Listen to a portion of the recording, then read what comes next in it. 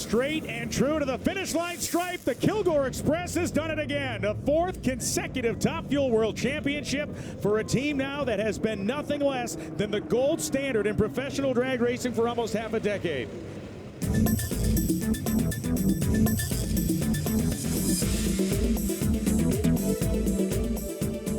Hey everybody, it's Brian Lohnes of the NHRA catching up with another of our world champions from the Camping World Drag Racing Series in 2021. This guy has done it 4 times in a row now. Your Top Fuel World Champion, Steve Torrence. How you doing, man? I'm doing great, Brian. How are you today, sir? I'm great, man. Great to catch up with you post-Thanksgiving. I see you're in the office at Capco World Headquarters.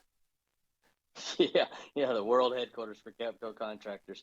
Yeah, we've been really fortunate and stayed busy since the off season has kicked off, and it's kind of a smooth transition to come off of a successful race season and back in here into the office to work. And it was a very successful race season, obviously some great competition out there. And really, when we look to 2022, that competition is going to be ramping up, man.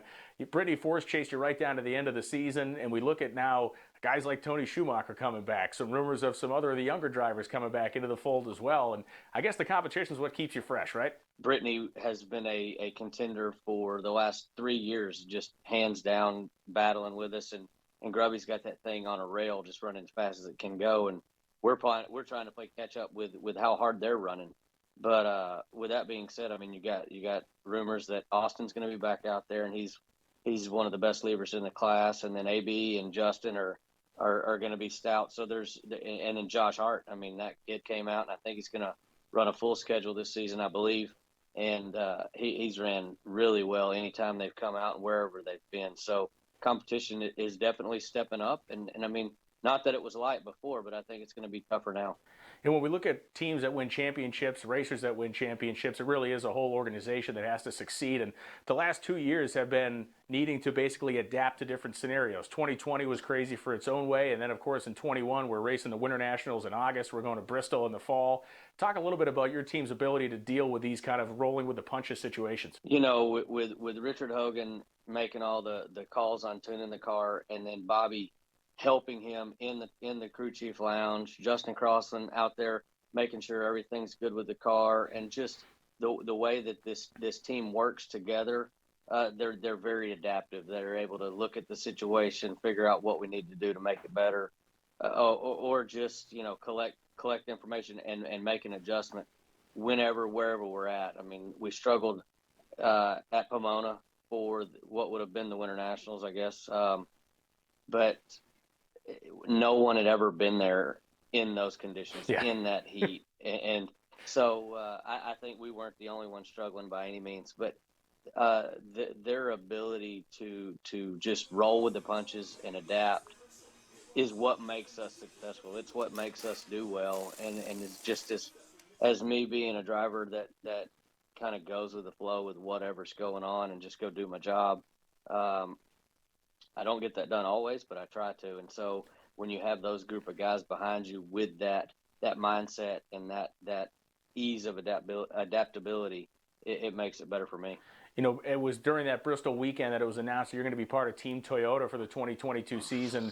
And, you know, we finished out 21, and you've always had great support. Redline Oil and Mac Tools have been a big part of your program. But this Toyota deal really is a big deal. And what they do with their drivers, you're going to have a preseason photo shoot to go to and all kinds of the preseason stuff they do. How excited are you for that? I'm really excited about that. I mean, it's a great opportunity for us. And like I said, I approached Toyota. I wanted to be part of that team. And we've really never done anything like this. I mean, we've kind of been self-contained, and we do have Redline and we do have Mac Tools, and we've had those partnerships since we began racing with Torrence Racing in the top fuel ranks. So it was a special situation that came up with Dom and Bobby, and so we wanted to be part of that. And these guys have been so easy to deal with, such a pleasure, and just great people. And so I look forward to building that relationship. I look forward to working with those guys more and more in the future and being part of that team, because there's just some really good folks over there that make it a pleasure to work with. You know, one of the things that Toyota does so well is they take their drivers and pool them together to do different fun stuff. Sometimes they'll take everybody out to a dirt track, and sometimes they'll take everybody to different events. Have you been able to talk them into going bull riding yet? No, not yet, but I'm working on it. So I got some good buddies that we had out in Dallas, Sage Kinsey, Tilden Hooper, that are in for the national finals this weekend. So I'm going out there to support them Friday, Saturday, Sunday, first few days of the national finals rodeo. And I told some of those Toyota guys, I said, we need to get you guys out here and watch what the Western sports are about. It is a wild thing, and it's a neat connection you have with those riders for sure. You know, one of the things when we look at the 2022 season as it's shaping up, you know, so many of these teams we've talked about that have come out, and guys like Antron Brown striking out on their own. I mentioned this at our awards ceremony, but the reality is your team and the success your team has had, the model that you've created has really helped to transform the Top Fuel category. And, you know, it's the old saying, if you've created some of your own assassins out there, but I hope you take some pride in that.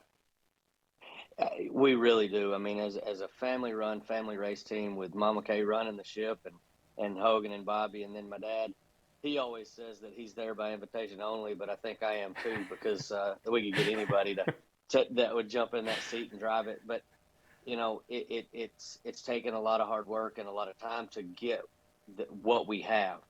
And I think that some of the people that are doing this are maybe a little naive to the fact of exactly what it takes to get here, but none of them are going to have the lack of desire or drive to get it accomplished. I think that Justin, that Josh, that Antron, every one of these guys are willing to do whatever it takes, work as hard as it takes to get to that point. And it's just going to take some time, because especially with Antron, the guy is pretty much starting from ground zero. And I talk to AB all the time, and I said, man, he goes, man, we're going to have so much fun next year, brother. And I said, AB, I'm going to have fun. You're going to be working really hard for a while to get that thing going like you want it to. And I'm just going to tell you, I don't envy the position he's in, just because I know the amount of work and what it takes. But it's more fun. It's more gratifying when you control your own destiny.